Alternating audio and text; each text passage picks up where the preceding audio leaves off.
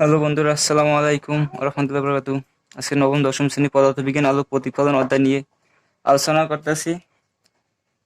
তোমরা যারা নবম দশম শ্রেণী সায়েন্সের স্টুডেন্ট আছো, তারা বিষয়টি অবশ্যই লক্ষ্য করে দেখবে। আজকের আমি আলোক প্রতিফলন অধ্যায় নিয়ে আলোচনা করব। এই অধ্যায়টি তোমরা যদি ভালোভাবে ভিডিওটা দেখো এবং পড়ো, তাহলে নিশ্চয়ই একটি প্রশ্ন কমন বাজার সম্ভাবনা আছে। আচ্ছা, কি কি প্রশ্ন আছে আমরা একবার দেখি। কি কি সংক্ষিপ্ত প্রশ্ন আছে আগে দেখি। এর ভিতরে ক বিভাগের প্রশ্ন এবং খ বিভাগের প্রশ্ন, ক খ মানে 2-1-3 মার্ক কমন বাজার সম্ভাবনা আছে। আচ্ছা দেখি, প্রথম প্রশ্ন, আলোর প্রতিফলন কাকে বলে? আচ্ছা, তোমরা নিশ্চয়ই জানো, আলোক রশ্মি এক মাধ্যম থেকে অন্য মাধ্যম প্রবেশ করে দুই মাধ্যমে বিভক্ত হতে কিছু আলো প্রথম মাধ্যমে যখন ফিরে আসে, প্রথম মাধ্যমে ফিরে আসবে, ওইটি হচ্ছে আলোর প্রতিফলন। আলোর প্রতিফলনের সূত্র দুইটি। কি কি? এটি খ নাম্বার আসতে পারে যে আলোর প্রতিফলনের সূত্রগুলো বিবৃতি করো। তখন তোমরা কি করবে? আলোর প্রতিফলনের সূত্র হলো দুইটি। এটা হচ্ছে আপতিত রশ্মি, প্রতিফলিত রশ্মি এবং আপতন বিন্দুতে অঙ্কিত অবিলম্ব কি সমান্তরাল থাকে। আর একটা সূত্র হলো যে আপতন কোণ সমান সমান প্রতিফলন কোণ। আপতন কোণের মান যদি 30 ডিগ্রি হয়, প্রতিফলন কোণের মানও 30 ডিগ্রি। সো বন্ধুরা, এটা পারবা। 3 নম্বর প্রশ্ন, অবতল দর্পণকে অভিসারী দর্পণ বলা হয়। আচ্ছা, অভিসারী মানে কি? মিলিত হওয়া। অভিসারী মানে মিলিত হওয়া।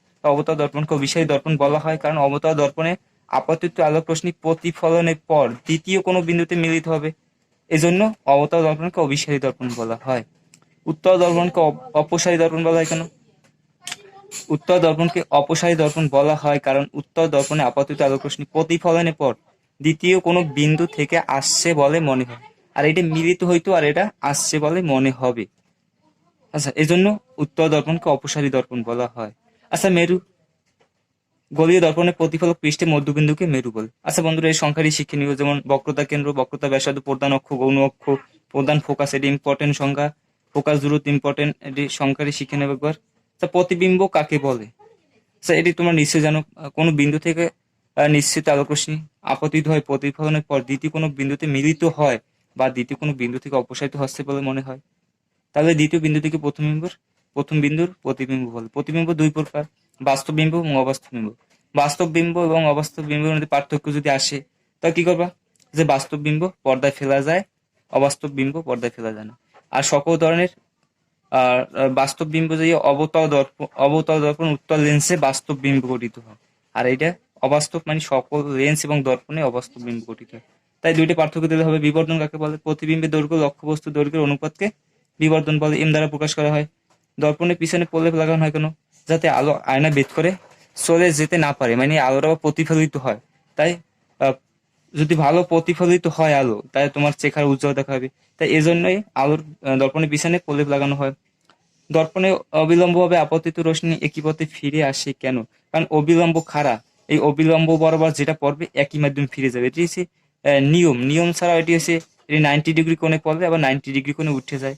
এজন্য এটা 90 ডিগ্রি বিয়োগ 90 ডিগ্রি মানে কোণের মান শূন্য হয়। এজন্য একই মাধ্যমে অবিলম্ব বরাবর পড়লে একই পথে ফিরে যায়। বীক্ষণ কোণ কাকে বলে?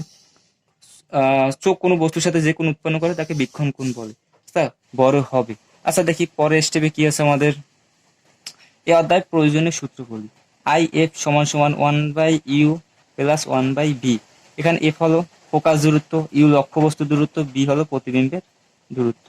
আচ্ছা, পরের সূত্র, এটি সাহায্যে তোমরা ফোকাস দূরত্ব বের করতে পারবে, লক্ষ্যবস্তু দূরত্ব বের করতে পারবে, এরপর প্রতিবিম্বের দৈর্ঘ্য বের করতে পারবে, দূরত্ব। আচ্ছা, এমরা হচ্ছে বিবর্ধন, এমরা হলো কি রৈখিক বিবর্তন বা বিবর্ধন। আচ্ছা, বি হচ্ছে যে আগে কইছিলাম, তো আমি আগে লিখছি প্রতিবিম্ব দূরত্ব, ইউ লক্ষ্যবস্তু দূরত্ব। ব্যাস, এন এই মানটি বাইর করে তুমি বসাই দিলে বিবর্ধনের মান পেয়ে যাবে। আবার অপর একটা সূত্র আছে, দাও বিবর্ধন বাইর করতে কইছি, এল প্রাইম বাই এল। এল প্রাইমটা হলো প্রতিবিম্বের দৈর্ঘ্য। যদি দৈর্ঘ্য বাইর করতে হয় তখন এই সূত্র অ্যাপ্লাই করতে হবে। বুঝছো বন্ধুরা? আচ্ছা, তারপর 4 নম্বর একটা সূত্র আছে, F equal to R by two. F equal to, এটা হচ্ছে ফোকাস দূরত্ব নির্ণয় সূত্র। এই সূত্র খেয়াল রাখবা, সবসময় এফ এর মান ফোকাস দূরত্ব দেওয়া থাকে না, ওইটা আমার সূত্রের সাহায্যে, এই সূত্রের সাথে অ্যাপ্লাই করে মানটা বের করতে হবে। আচ্ছা, এর দ্বারা আর কিছু দেখো গাণিতিক সমাধান দেখি। আচ্ছা, এই যে আমার কটা 4টা নিয়ম আছে এর দ্বারা, এই 4টা নিয়ম যদি তুমি মোটামুটি ফলো করতে পারো, তাই এর দ্বারা গ বিভাগ এবং গহ বিভাগের সকল প্রশ্ন পারবে আশা করি। আচ্ছা দেখো, এটা কি দর্পণ আছে? অবতল দর্পণ। আর একটারে কয় প্রধান ফোকাস, সিটা কয় বক্রতার কেন্দ্র। আমার প্রথম শর্তটা কি? লক্ষ্যবস্তু সি এর বাইরে হবে, সি এর বাইরে এখানে দ্বারা করা যায়। আচ্ছা দেখো, আমি পরবর্তী চিত্র রাখছি।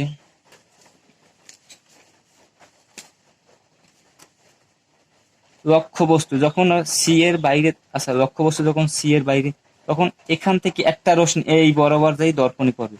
প্রথম কি এ ও, আমরা লক্ষ্য বস্তু মানে তোমার ছবি, তুমি দাঁড়াইছো আয়নার সামনে, তাই এও থেকে একটা রশ্মি, একটা আলোর কণা যাইয়া এই দর্পণে পড়ছে আয়নার উপর, অবতল আয়নার উপর দর্পণের উপর পড়ার পর এখানে এই রশ্মিটা এফ এর ভিতর দিয়ে চলে আসে এই বরাবর।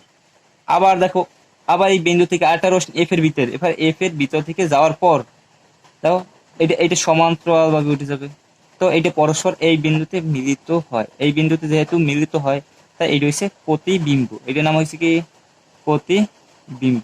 মানে তোমার ছবিটা এখানে সৃষ্টি হয়েছে, তোমার ছবিটা কোথায় সৃষ্টি হয়েছে, এফ এবং সি এর মাঝে।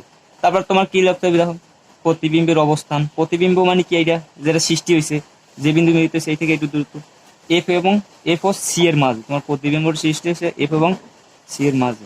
আকৃতি কেমন দেখো, এইটু আকার, আর তোমার এই তোমার আকার আর এই প্রতিবিম্বের আকার কি, তাই এটা ছোট, তাই লক্ষ্য বস্তু হচ্ছে আকারে ছোট। আর বাস্তব যেহেতু এটা মিলিত হয়েছে এই বিন্দুতে, এই জন্য বাস্তব হয়েছে। আর উল্টো মানে কি, তোমার ছবিটা তুমি দাঁড়াইছো এই পাশে, তোমার ছবিটা গঠন হয়েছে তার বিপরীত পাশে, এজন্য উল্টো। আচ্ছা তারপর দেখো নিয়ম 2, লক্ষ্যবস্তু সি এর উপরে হবে, যখন এই লক্ষ্যবস্তুটা সি এর উপরে থাকবে, তাহলে সি এর উপরে তখন কি হবে, একই নিয়ম, একটা রশ্মি এইটা সমান্তরাল বরাবর সমানভাবে যাই পরপর এফ এর ভিতরে চলে আসবে। আবার অনুরূপভাবে আরো একটা রশ্মি দেখো এফ এর ভিতর থেকে যাওয়ার পর আবার এই বিন্দু, এই এই বরাবর সমান্তরালভাবে ফিরে আসবে। আচ্ছা এইটা পরস্পর এই বিন্দু ছেদ করে, তবে খেয়াল রাখতে হবে এই বিন্দু এবং এইটু দূরত্ব, এই থেকে এইটু দূরত্ব, এই থেকে এইটু দূরত্ব সমান হইবে। আবার এইটা যে বরাবর মিলিত হবে এইটা একই বরাবর মিলিত হবে। আমার যেহেতু হয় না, আমার হয় না যেহেতু আমার নিজের ত্রুটি থাকার কারণ, ঠিক আছে, এটা তোমরা খেয়াল রাখো এটি যাতে এইভাবে সমান হয়, এই বরাবর মিলিত হয়। আচ্ছা এবার করবা, আচ্ছা কি তার প্রতিবিম্বের অবস্থান সি এর উপরে, প্রতিবিম্বের অবস্থান হবে সি এর উপরে, কারণ এটা যে বরাবর দাঁড়াইবে ঠিক প্রতিবিম্ব সেই বরাবর একই, এক এক সাইজ দেখাবে, এক মাপ, সব সমান দেখাবে। আচ্ছা আকৃতি লক্ষ্যবস্তুর সমান, আচ্ছা এই যে আকার এই আকার সমান হইবে, এইটু দূরত্ব এইটু দূরত্ব সমান। প্রকৃতি বাস্তব এবং উল্টো, কারণ মিলিত হয়েছে এই জন্য বাস্তব, আর উল্টো মানে এটি বিপরীত সাইডে। আচ্ছা বন্ধুরা, যদি এখন প্রশ্ন গ বিভাগের প্রশ্ন আসে যে লক্ষ্যবস্তু কোথায় রাখলে প্রতিবিম্বের দৈর্ঘ্য এবং লক্ষ্যবস্তু দৈর্ঘ্য সমান হবে, তখন তোমরা এই সি এর উপর রাখবা, ঠিক আছে। আচ্ছা পরের প্রশ্ন আমরা যাই। এখন নিয়ম 3, নিয়ম 3 কি বলছে দেখো, লক্ষ্যবস্তু এফ এবং সি এর মাঝে হবে, যখন এই এফ এবং সি এর মাঝে হবে তখন কি হয় দেখো, আবার এই এফ থেকে একই সিস্টেম একটা রশ্মি এইটা সমান ভাবে যাইয়া এই বিন্দুতে পড়ছে। আমি বলিনি পি হচ্ছে মেরু বিন্দু, এম এম হচ্ছে দর্পণ, অবতল দর্পণ। আচ্ছা এখান থেকে একটা রশ্মি এখানে পড়ার পর এই বরাবর উঠে যাবে, এফ এর ভিতর দিকে যাবে, আবার ওর থেকে একটা রশ্মি এফ এর ভিতর দিয়ে যাওয়ার পর সমান ভাবে উঠে যাবে, তাই এটা পরস্পর এই বিন্দু ছেদ করে, তাই এটা হচ্ছে কি প্রতিবিম্ব। আর এটা প্রতিবিম্বটা মিলিত হয়েছে সি এর বাইরে, তো প্রতিবিম্বের অবস্থান কোথায়, সি এর বাইরে, মানে অসীম, এটা অসীম এবং সি এর বাইরে, ঠিক আছে। আকৃতি লক্ষ্যবস্তু সে বড়, এটা সে বড় আকার। আর প্রকৃতি কি বাস্তব এবং উল্টো, কারণ বাস্তব মিলিত হয়েছে এই বিন্দুতে, আর উল্টো মানে এটা বিপরীত সাইডে এটা সৃষ্টি হয়েছে। আচ্ছা বন্ধুরা, এখন যদি প্রশ্ন আসে যে তুমি কোথায় দাঁড়ালে বা উদ্দীপকের লক্ষ্যবস্তু কোথায় রাখলে প্রতিবিম্ব বিবর্তিত হবে বা বড় হবে, প্রতিবিম্ব বিবর্তিত হবে বা লক্ষ্যবস্তু সে বড় হবে, তখন তোমরা অবশ্যই লক্ষ্যবস্তুটা তোমার ছবিটা বা তুমি অবশ্যই এফ এবং সি এর মাঝে দাঁড়াবে বা দাঁড় করাবে, লক্ষ্যবস্তু দাঁড় করাবে এফ এবং সি এর মাঝখানে। ব্যাস এভাবে করবো অঙ্কটা। নিয়ম 4 কি বলছে দেখো, লক্ষ্যবস্তু এফ এবং পি এর মাঝে হলে, মেরু এবং এই এফ এর মাঝে হলে কি হবে দেখো, এখান থেকে একটা রশ্মি এই বরাবর আগের নিয়মে এফ এর ভিতর দিয়ে যাবে, এটা সমান্তরাল ভাবে পড়বে, এফ এর ভিতর দিয়ে যাবে। আর একটা রশ্মি দেখো, এইটার তো আর এফ দিয়ে পড়া সম্ভব না, তাই এইটা সি বরাবর পড়বে, এই বরাবর পড়বে আবার এই বরাবর ফিরে যাবে, তাই এদিকে কোনো বিন্দুতে মিলিত হয় না, তাই এদের কি করতে হবে, পিছন দিকে বিবর্তিত করতে হবে ডট ডট ডট দিয়ে, তাই এই বিন্দুতে মিলিত হয়, তাই এটা হচ্ছে অবাস্তব বিন্দু, যেহেতু ডট ডট দিয়ে মিলিত করছি আর পিছন থেকে আসছে বলে মনে হয়, সুতরাং এটি হলো অবাস্তব বিম্ব। আচ্ছা কি প্রতিবিম্বের অবস্থান কি হবে, দর্পণের পিছনে, এখানে এই দর্পণ, এই আয়নাটা পিছনে প্রতিবিম্ব, বিম্ব এইটা, তোমার ছবি এই, তুমি এই আর তোমার ছবি এটা। আচ্ছা আকৃতি দাও, তোমার ছবিটা বলো দেখো, আকৃতি বিবর্তিত, আর অবাস্তব হয়েছে বন্ধুরা পিছনে এবং ডট ডট পিছন থেকে মিলিত হয়েছে, এজন্য অবাস্তব। আর সোজা, সোজা মানে কি তুমি যে পাশে ছবিটা কি পাশে। আচ্ছা তারপর দেখি আমাদের পরে প্রশ্ন কি আছে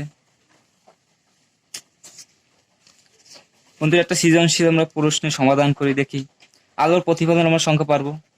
উত্তর দর্পণকে অভিসারী দর্পণ বলা হয় কেন, ওরা পারবো। এখন কোয়েস কি প্রতিবিম্বের দূরত্ব নির্ণয় করো। এন্ড কিভাবে করবো, গ নাম্বারের প্রশ্ন দেখো বন্ধুরা। আচ্ছা আগে মানটি উঠাইতে হবে। দেখো এখানে এইটা কি মান, এই তুমি দাঁড়াইছো আয়নার সামনে, তুমি দাঁড়াইছো, তা তোমার থেকে আয়নার দূরত্ব এটা হচ্ছে লক্ষ্যবস্তু দূরত্ব, কারণ লক্ষ্যবস্তু তুমি, এই থেকে এইটা দূরত্ব লক্ষ্যবস্তু দূরত্ব। ইউটা কি লক্ষ্যবস্তু দূরত্ব কত, 20 সেন্টিমিটার। আর সি থেকে এইটা দূরত্ব 25 সেন্টিমিটার। সি হয়েছে বক্রতার, সি হলো যে বক্রতার ব্যাসার্ধ। আচ্ছা আরটা কি বক্রতার ব্যাসার্ধ, তাই F equal to R by 2 মান বসে দিলাম। তাই এফ এর মান নামছে 12.5 সেন্টিমিটার, তাই এফ এর মান। আচ্ছা বন্ধুরা আমরা জানি কি F equal to 1 by R, F equal to 1 by F সমান সমান 1 by U plus 1 by B. এটা সাইজে বি এর সূত্রটা বাইর করে নিলাম। এটা তো মান বসাই দিয়ে আমাদের কি মান নামছে দেখো, আমরা শুধু মানটা বসাই দিয়েছি। আমার মান নামছে দেখো আমার এইটা, এটা লসাগু করার পর দেখো এই মানটা নামছে। আচ্ছা এটা ভাগ করার পর দেখো কি নামছে 3.33 সেন্টিমিটার। এই দিয়েছে তোমার প্রতিবিম্বের দূরত্ব, যেটা চাইছে প্রতিবিম্বের দূরত্ব নির্ণয় করো। আচ্ছা আমরা পাই গেছি প্রতিবিম্বের দূরত্ব মানে এই যে ছবিটা হবে, এই যে তুমি ধরো তোমার ছবিটা হবে 33 সেন্টিমিটার দূরে। আচ্ছা এটা শেষ।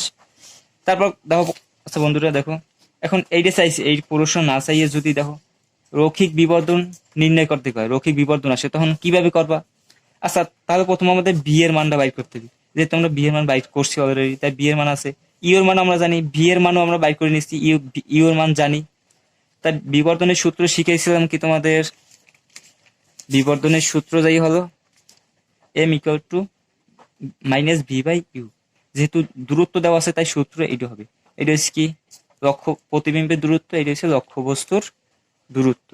তাই আমরা সুতরাং তাহলে আমরা এই মানটি বসাই দেওয়ার পর আমার এই মানটা নামছে। আমরা জানি বিবর্ধনের মান কি প্লাস মাইনাস হতে পারে না, তাই এটি মডুলাস দিয়ে উড়িয়ে দিলে এম এর মান নামবে 1.67। এইটি হলো অ্যান্সার, বিবর্ধনের মান। দেখো বন্ধুরা তারপর আরো প্রশ্ন আছে, দেখো এটি সমাধান কিভাবে করবে। উদ্দীপক অনুসারে চিত্রটি প্রতিবিম্বে আকার অবস্থান প্রকৃতি ব্যাখ্যা করো। আচ্ছা আমরা চিত্র দেখো লক্ষ্যবস্তু কোথায় আছে, সি এবং এফ এর মাঝে। তাই আমরা আগে একটা প্রশ্নে তোমাকে দেখাইছি যে লক্ষ্যবস্তু এফ এবং সি এর মাঝে থাকলে, লক্ষ্যবস্তু এফ এবং সি এর মাঝে থাকলে কি হবে, এই বিম্বটা সৃষ্টি হবে। তোমরা এটি লেখা দরকার নাই, চিত্র আঁককে এটি বিবরণ দেবো, তাহলে এই বিবরণটি দিলে তোমাদের অ্যান্সার হয়ে যাবে, তোমরা ফুল মার্ক পেয়ে যাবা। আচ্ছা পরে প্রশ্ন চাইছে কি দেখো, লক্ষ্যবস্তু কোথায় রাখলে অবাস্তব বিম্ব পাওয়া যাবে, চিহ্নিত চিত্র কোথায় রাখলে। আমি দেখাইছিলাম এইটা মাঝখানে যদি তোমরা রাখো লক্ষ্যবস্তু, এই চিত্র লক্ষ্যবস্তু যদি এফ এবং পি এর মাঝে রাখি তাহলে অবাস্তব বিম্ব পাওয়া সম্ভব, যেটা প্রশ্ন করেছি অবাস্তব বিম্ব, তাই অবাস্তব বিম্ব পাওয়া সম্ভব যদি এইটা রাখি। তারপর এটি বিবরণ দিয়ে দেবা, এটা লিখবা তাহলেই হবে। লক্ষ্যবস্তু কোথায় রাখলে ছোট প্রতিবিম্ব গঠিত হবে, লক্ষ্যবস্তু কোথায় রাখলে ছোট প্রতিবিম্ব গঠিত হবে। আচ্ছা লক্ষ্যবস্তু কোথায় রাখলে দেখো, দেখো এই ছবিটায় লক্ষ্যবস্তুটা কি প্রতিবিম্বটা ছোট হয়েছে কিন্তু লক্ষ্যবস্তুটা বড়, মানে সি এর বাইরে, অসীম এবং সি এর বাইরে যদি তুমি দাঁড়া করাও লক্ষ্যবস্তু অসীম এবং সি এর বাইরে থাকলে তাই প্রতিবিম্বটা ছোট হবে, লক্ষ্যবস্তুর চেয়ে ছোট হবে। যা এই প্রশ্ন যা চাইছে, সুতরাং এইটি লিখে বিবরণ দিতে হবে। বন্ধুরা ম্যাক্সিমাম বোর্ডের প্রশ্ন তুমি পারবা যদি আমার এই রুলস ফলো করো এবং এই নিয়ম অনুসারে পড়াশোনা করো। বন্ধুরা আশা করি আমাদের ভিডিওটি যদি তোমাদের ভালো লাগে লাইক কমেন্ট শেয়ার করবে, আমার চ্যানেলটা অবশ্যই সাবস্ক্রাইব করে রাখবে যাতে পরবর্তী আল্লাহ শিক্ষণীয় হাফেজ। বিষয়টি তোমরা পাও সাথে